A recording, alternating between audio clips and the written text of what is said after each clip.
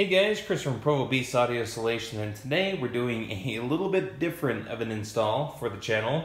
We're throwing a stereo in this Hot Wheels Jeep. In this install, we're actually going to go ahead and tear out the factory battery-powered, like D-battery-powered radio that didn't even work in the first place and replace it with an all-new system. Now actually this Jeep used to be purple, green, and pink, and we've actually already repainted it and did all the graphics on it. So finally it's time to polish this project off with a new radio. Let's get started.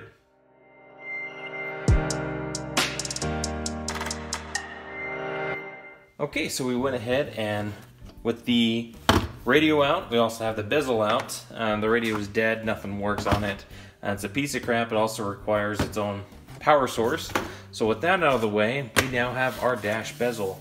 Now this allows us now the space to go ahead and start mocking up the new radio to get it to fit in the factory location.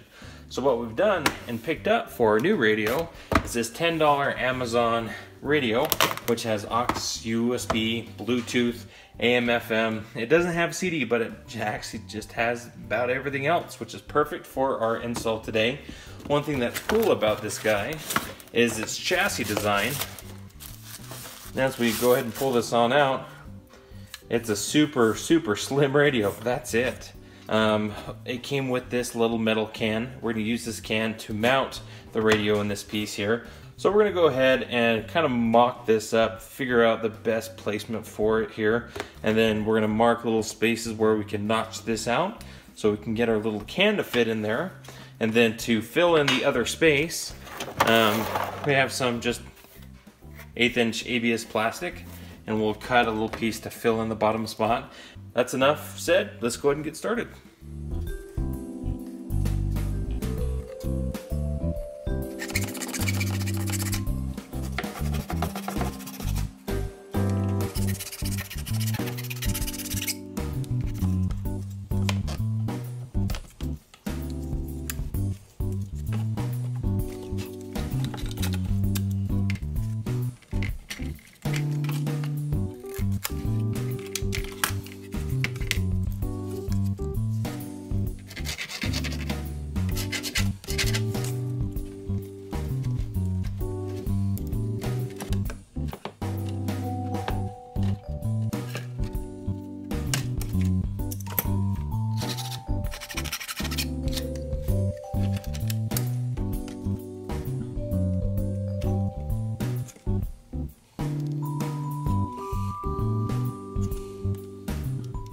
Now the next thing I want to do here, I do want a toggle switch just to cut power to the radio in the event we don't want this on while they're driving. So we'll go ahead and get that mounted.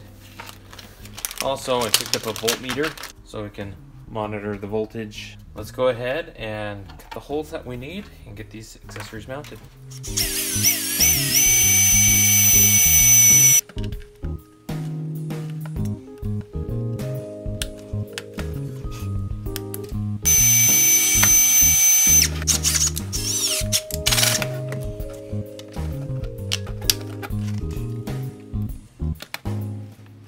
Voltmeter and our toggle switch mounted.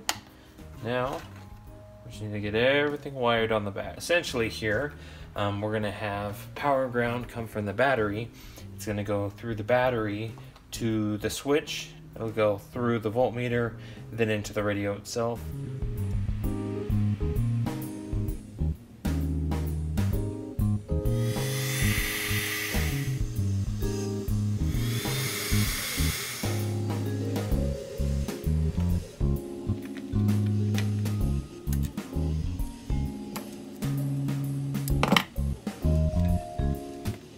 We now have everything wired for power and ground. So essentially here, starting from the battery, but carry power and ground. First goes through the switch. And then what we do from there, we have power go in and power come out. The switch, in order for the little LED light to illuminate, needs ground, so we just tapped into our ground there. The output from the switch will go into the voltmeter. Same with the ground, just so we can monitor power and ground, our voltage there. And then from there, it ties in both power and accessory to trigger the radio on into the radio itself. Now, of course, we wired it this way. It's not going to keep all our settings on the radio. Essentially, every time we turn off the radio, it's going to wipe all our settings. But again, this is a kid's Jeep. I'm really not too worried about it. And then we got our speaker wires. Now we're only doing 2 speakers. Down the road, if we like it, we may add 2 more.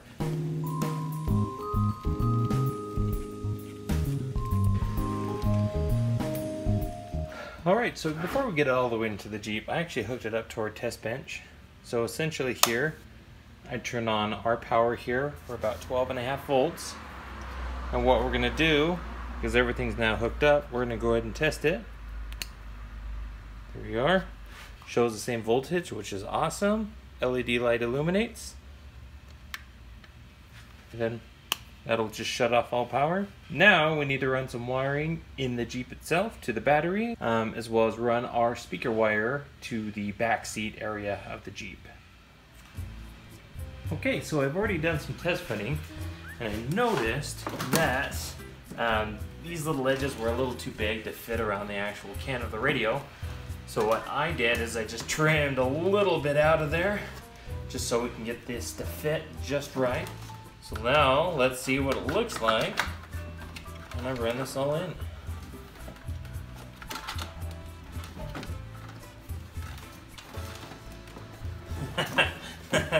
That's great. It's gonna look really cool.